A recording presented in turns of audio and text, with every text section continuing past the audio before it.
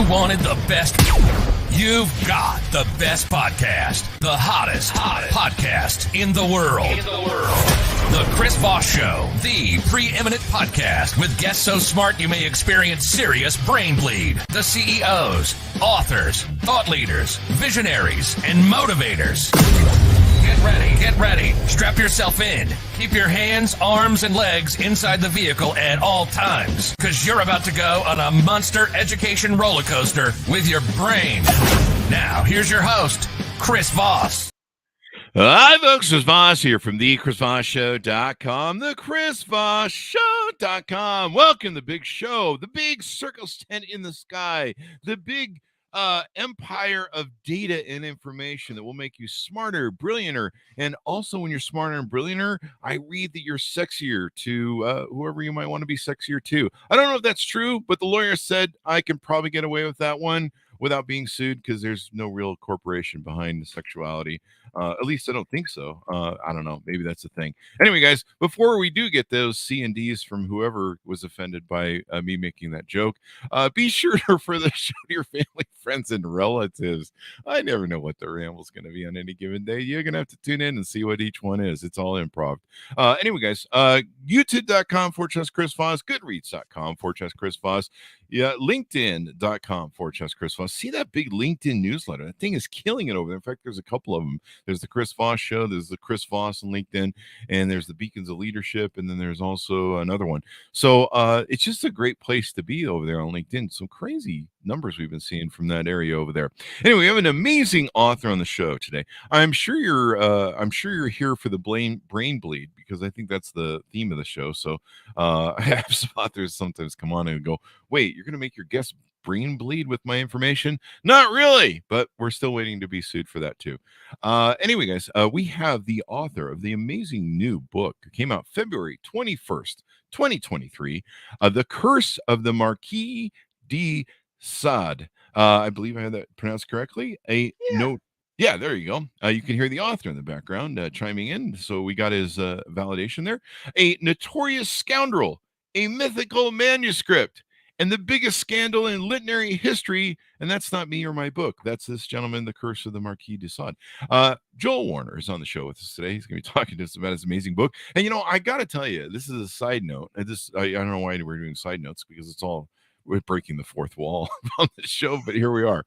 I just make it up as I go along, people. We don't write this show. Anyway, what was interesting was when I saw Joel's book, and, we go through all the really cool books that are out there. And when I saw his book, I was like, I've never heard of this. And I've heard a lot of stuff. As most of you know on the show, I can talk just about anything and everything. But I never heard of this book. And I was like, I really want to know what this is about. So I think you're going to want to know what it's about, because you're actually going to find out that this is the core basis for some of the things you might have heard in life, or some of the things you might be interested in. Anyway, welcome to the show, Joel. How are you? Good. Thanks for having me, Chris. Thanks for coming. And it's an honor to have you on to talk about some of your stuff. Give us your .com so people can find you on the interwebs. It's complicated. You go to www.joelwarner, like Warner Brothers.com. So www.joelwarner.com. There you go. Any relation to the Warner Brothers owner? I forget his name. As far as I know, unfortunately, no relation, but if somebody has a connection, please let me know. There you go. In fact, you think I'd remember his name? I was actually watching the Treasure of the Sierra Madre with Humphrey Bogart, I think last night or something. And I was on a 24-hour fast, so I'm not sure what happened last night.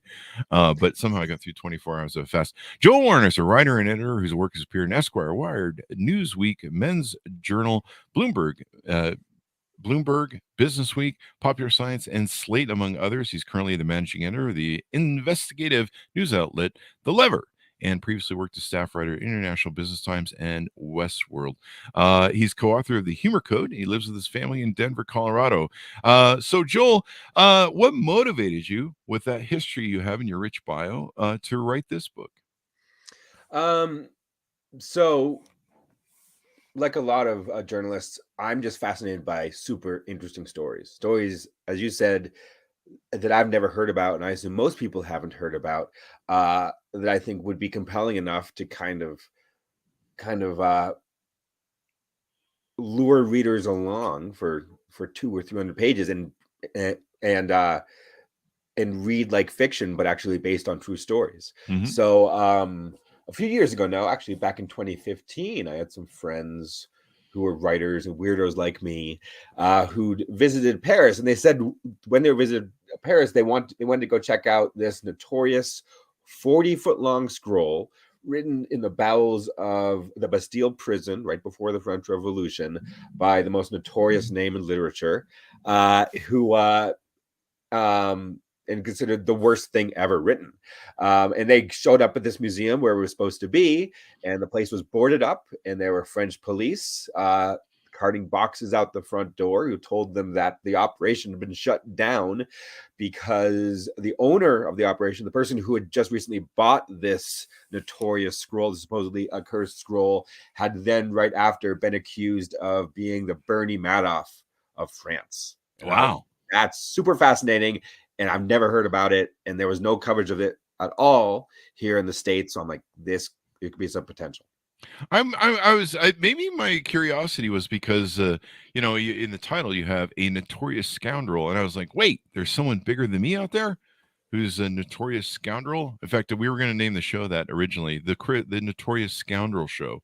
In fact, if we do a side podcast, we'll do that as well. So give us an overview, like a 30,000 foot view of kind of what's in the book, and then we'll get into some of the details. Yeah. So the book kind of tracks three different stories. One is the Notorious Scoundrel. This is the Marquis de Sade, who is this horrible French aristocrat, definitely very much the Jeffrey Epstein of his day, except worse. Oh, wow. But then instead of dying under mysterious circumstances in prison, he ends up becoming obsessed with becoming a writer, and he wrote some of the most despicable literature ever created, and that's actually how we have the term sadism or sadistic, because the idea of deriving pleasure from pain comes from the horrible guy, the Marquis de Sade. So that's one of the stories. His namesake, de Sade, is the root word of sadism, where it comes from. Is that correct? Yes. Wow. And there's still Sade family members, and it gets a bit awkward. One of them was a government minister in France, a lovely fellow who the press had a field day when they learned that Sade was in charge of family and women's matters. So that was phenomenal a few years ago. It sounds like the 50 Shades of Grey of the whenever this was written. No, in some ways that's what a lot of people think, but actually it's much worse. It's much more like a literary version of the movie Saw or Hostel. Like it's much more like pure torture. It's horrible stuff. I don't want any of your listeners to go read that book. They can read my book, and because I'm careful not to do big gross quotes, but don't read this novel, Sade's novel, which is called 120 Days of Sodom. So that's the first story. Okay. The second story is about this manuscript. So he wrote it while imprisoned, 40-foot long scroll called 120 Days of Sodom. And it became one of these kind of mythical relics that after the fall of the Bastille and the start of the French Revolution ended up being kind of transported all over Europe in the centuries to come, and ended up hidden in a erotica collector's library, ended up in Berlin and helped fuel a sexual revolution in Berlin before the rise of the Nazis. It was then bought by famous Parisian art patrons and became a centerpiece of the surrealism movement in the 1930s in France. It was stolen and smuggled to Switzerland, ended up in the hands of one of the richest men in the world, and there were international court battles. So it was one of these incredible journeys. And then in 2014, it gets purchased for about $10 million, which makes it one of the most valuable manuscripts in the world, comparable to Shakespeare's First Folio and the Gutenberg Bible. For $10 million, it was finally brought back to France. Okay, now it's good. Now it's safe. The curse is over, right? And then a few months later, the guy who bought it, who had this massive book and manuscript company, is accused of running the largest Ponzi scheme in French history. Wow. So that's the third story. Are you worried about getting any part of the curse on you? It's like King Tut or something. I keep telling people I'm hoping there's no curse because I definitely wrote a whole book on this thing. So, I'm I'm an optimistic guy. I'm hoping the curse skips over me. Yeah. And these are facts. This is a real dude. And he wrote it in the Bastille while he was in prison. What was he in prison for? Can you want to tease that out, or you want to leave that? So it's funny. I mean, the things that Sade did as a young man is that he engaged in blasphemous acts with a prostitute, whores, locked a bunch of young men and women in one of his chateaus for his own sexual devices. Wow. He ran away to Italy with his sister-in-law, who was living in a convent at the time. So he did all these things, and he keeps getting accused of things. He was, they tried to execute him a couple times, but the reason that he got imprisoned was because his mother-in-law got sick of him. Oh, wow. Well, because she was like, I am done with this guy and all of this stuff. And she had a good friend in the last king of France. And so, she was like, Louis, can you write one of your royal letters and lock this guy up for, with no actual charges? And I was like, okay. So, yeah. So watch out for those mother-in-laws. Yeah, that's still true today. You got to watch out for those. There's a joke we do on the show sometimes in the intro where we're like, the Chris Voss Show is a family that loves you and doesn't judge you, unlike your mother-in-law. It's a joke we'll tell on the ramble every now and then. But no, man, I mean, some of the things you listed there, prostitutes, locking people in chateaus. That's just Fridays around the Chris Voss Show. That's good, man. Normal for us. Yeah. I get it. A little bit of Spearmint Rhino. I don't know what's going on. I'm just doing jokes here, people. Don't get all upset and write me.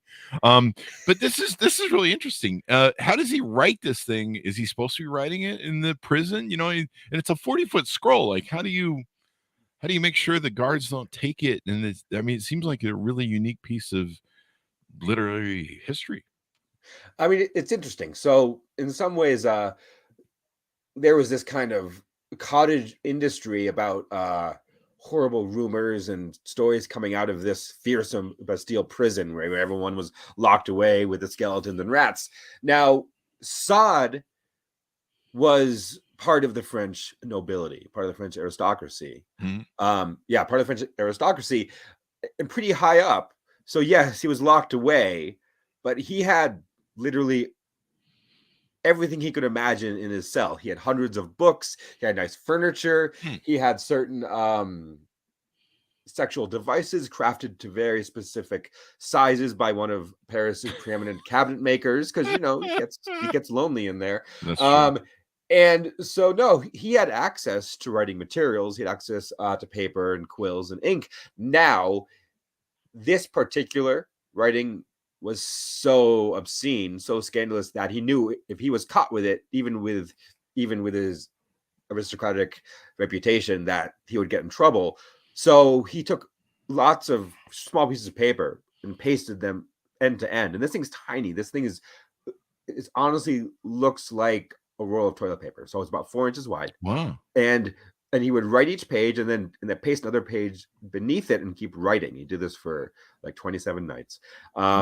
And then he rolled it up. He rolled up this 40-foot long scroll and hid it between the stones of his cell wall because he didn't want anybody to find this thing. Wow. And so it was deemed at the time that now was what he wrote in the 120 Days of Sodom, was it his own stories, or was there a lot of this going on, abuse by the aristocrats of commoners in sexual ways and different things going on, and he just was kind of the one who told on them? This is one of the big outstanding arguments about the scroll, which is why the heck did this guy write this thing? Why would someone have spent, this thing was a huge amount of work. This guy, the writing is so small, it's hard to read with a magnifying glass. Would have. So the question is, why would he have bothered writing this horrible thing? What was the point, right? And some people say, oh, it's because Sade was just this kind of deranged criminal, and he was writing about the stuff that he did, for example, when he locked young people in his chateau, or stuff that he wanted to do, and it was his way of kind of acting this stuff out. Now, other people say, no, Sade was actually kind of a revolutionary ahead of his time, and he was working to expose the corruption of the aristocracy to which he was born, and because Sade was far from the only aristocrat doing horrible things at the time to seek out pleasure. There's lots of stories of abusive aristocrats, and that was one of the many factors that would lead to the French Revolution in just a few years. So, but we don't know. Like we don't know what led this guy who was locked in prison to spend so much time and effort on this essentially unreadable manuscript. Wow. And now I know the basis of the word sadism. Yeah. Yeah, he should have married the guy who wrote the scroll for masochism, because everyone says sadomasochism together. I don't know what to mean. Exactly. Would have been beautiful. There's probably a scroll for that. And this thing survives like the Nazi book burnings. It sounds like, there was a lot of people who liked it as a collector's item or a rarity or its novelty. But then there was also lots of people who wanted to hunt it down and kill it, maybe. And we've had that through history. In fact, we have that now where we have certain people that want to still burn books. In fact, there was a preacher recently who did a book burning, I think. Awesome. So how does it survive all this stuff? No, it is interesting where this thing is this incredibly unique and fragile object. And there were multiple points when it very well should have been destroyed. Like it narrowly escaped the sacking of the Bastille, where it very could have been destroyed. It ended up in Germany in the early 20th century and was seen as this kind of an early scientific textbook of sexual diversity. And it was actually this kind of thriving institute of sexual science in Berlin at the time, until the 1930s. The Nazis came in and ransacked the institute, took all of the books, all of the materials, and had a massive book burning. And so so this scroll could have been destroyed then. It had escaped Germany a few years before then. Wow. And and moved on back to Paris for a bit, where it was this kind of icon of the kind of avant-garde movement. So it is this kind of this fascinating odyssey where it's almost like a movie where it keeps, almost like Sade himself, it keeps escaping from execution at the last minute. Wow. And it's extraordinary. I mean, we've had people on that talked about the Rosetta Stone and different things. I mean, this is extraordinary in literary history. I mean, regardless of what you think about sadism or, some of the stuff that's in it, just the fact that how it's written and how it's endured and the interest that people have in it. It's almost like the 50 Shades of Grey. I mean, of today. I mean, it's probably written better than 50 Shades of Grey. Originally, the 50 Shades of Grey was like a horrible manuscript. It probably still is. I don't know. I've never read it, but evidently a lot of misspellings and different things. It was I think it was independently published, but this is kind of interesting. Like now I know the root word of sado or sadism and stuff like that. I joke with all my married friends, they're sadists. Like all my married husbands, I'm like, you're a sadist. You guys love pain. That's why you guys get married. But I'm a single guy and I've been single all my life, so I can tell that joke and I can tease my married friends. Yeah, and I can be like, hey, I'll just skip that joke. But no, it's interesting where this comes. I tease my married friends a lot. I revel a bit too much in my singledom and they hate me, but they also live vicariously through me, because like I said, we do the same things on weekends, on Fridays around here. So this gentleman, you talk about this particular rise and fall of this gentleman in France who at one time was the king of manuscripts. Yes. The king of manuscripts. Did the Bernie made off of France that he, they find him out for? Does that have anything to do with the manuscript, or is that a whole nother issue?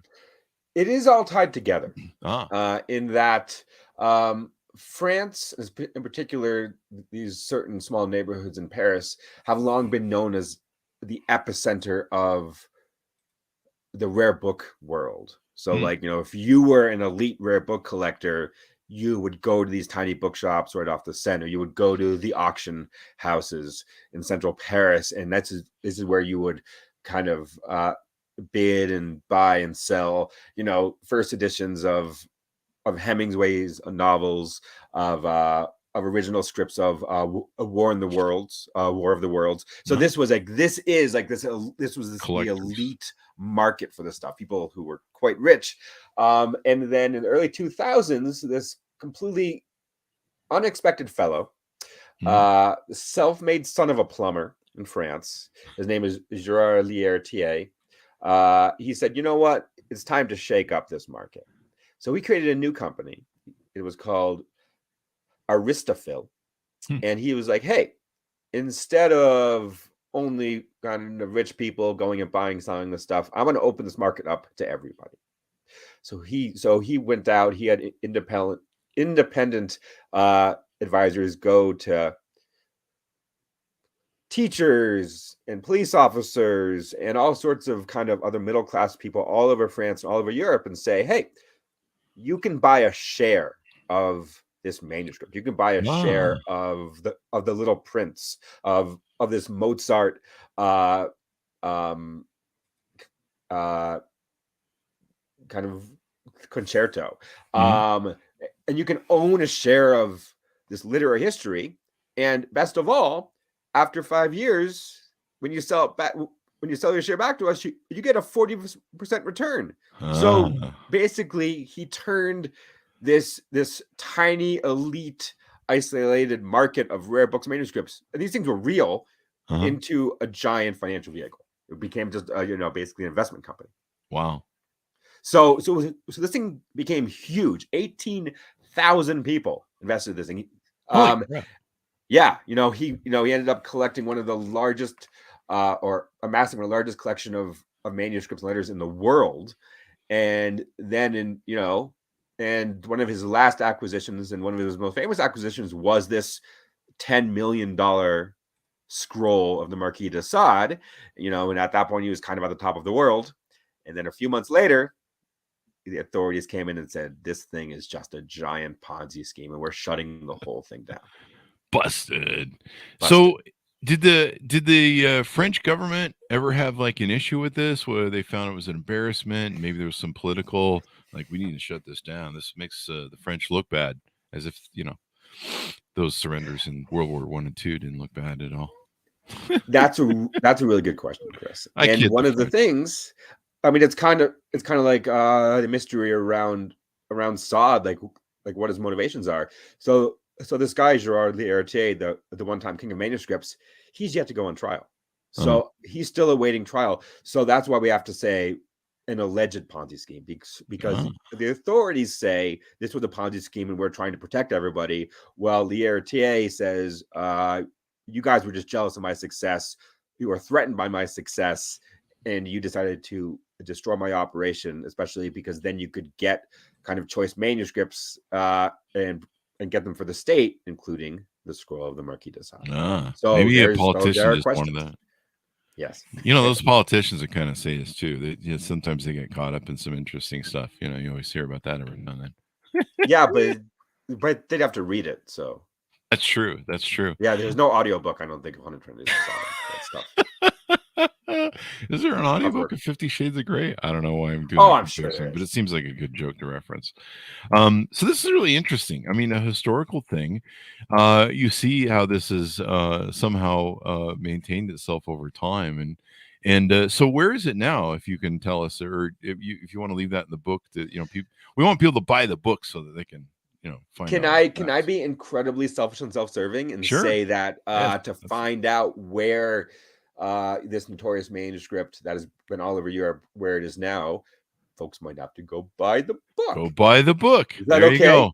We were actually going to call the podcast the incredibly self-serving podcast, but people just kind of know that's the way I roll anyway. So yeah, I think that or was the Narcissistic Assholes podcast, and people just refer. They had a lot of options. Yeah, they still run up to me at shows and stuff and events, and they scream, "The Chris Voss Show.com!" That whole part we sing at the beginning, because somehow that became a thing back in the day.